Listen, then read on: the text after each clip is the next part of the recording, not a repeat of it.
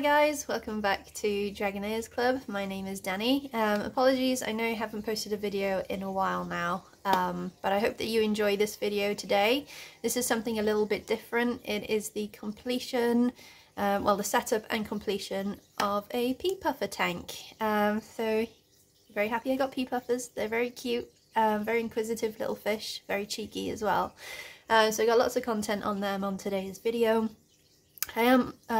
So I got a couple of videos in the pipeline. I've got a Jumping Spider Christmas special that I need to complete and then upload prior to Christmas. I'm going to try and get it up a good while before Christmas, to be fair, on this one. Got lots of other ideas as well for other videos that are circulating in my brain, so just got to get cracking on them as well. So yeah, apologies again guys, because it's been a little while since I've done a video, but nonetheless, I hope you really enjoy the content in this video, and I'll catch you on the next one. Bye!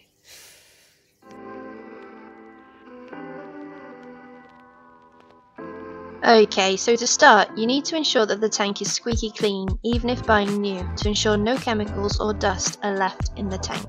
Following that, it's then time to place the egg trays, which stops cracks and scratches from forming from heavy rocks over time. Following this, I then added some pea shingle in order to build more depth and provide height to my overall finished structure. To anyone starting their first fish tank build, I'm going to advise you to wash the pea shingle if you're planning to use this prior to putting in the tank, as it is very muddy. For the rockscape, I decided to completely freestyle this design, so I spent a fair bit of time playing with the rocks and just seeing how they best fit together. I used a combination of rainbow slate and layered rocks. My overall goal for this design was to create enough places where the pufferfish could explore and play in order to stop them from getting bored, as bored pufferfish often show signs of aggression, especially towards each other and any other tank mates. Prior to planting, I used Away's Scaper soil and placed it into media bags. I then placed the bags in the areas where I intended to plant. Once happy with the placement of the media bags, I then go ahead and add another layer of pea shingle.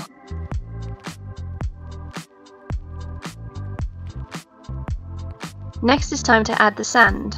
So here I used a combination of white sand and riverbed sand, which I purchased from Maidenhead Aquatics.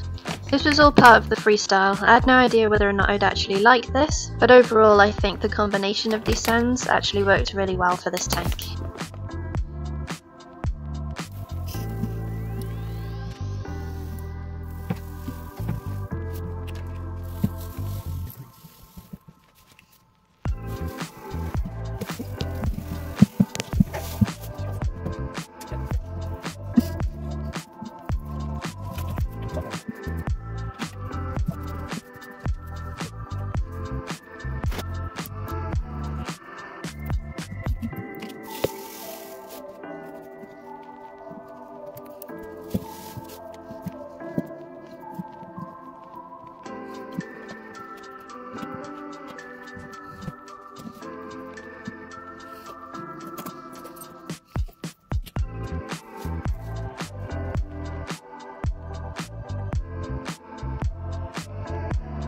It's important to note at this point that pufferfish thrive much better in a heavily planted tank. At this point I hadn't actually purchased any stem plants, so in order to keep the plants I'd glued in happy, I filled the tank with water.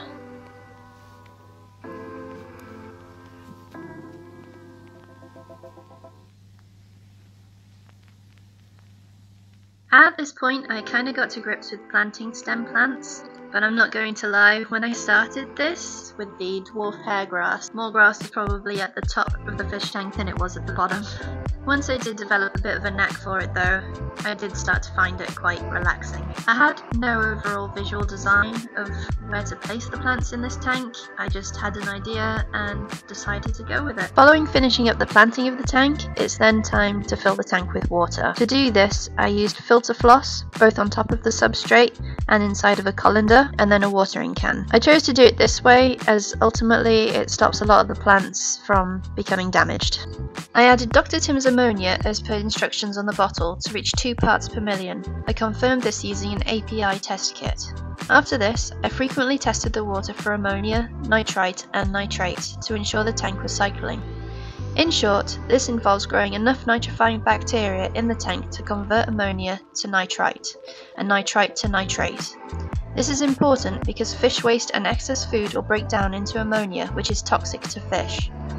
Once the ammonia had reached 0, I again added 2 parts per million of Dr. Tim's. I did this until the tank could consistently convert 2 parts per million of ammonia to nitrite and then to nitrate in 24 hours. This is only complete when ammonia and nitrite reach 0 and you have raised nitrate levels. Nitrates are removed by performing weekly water changes.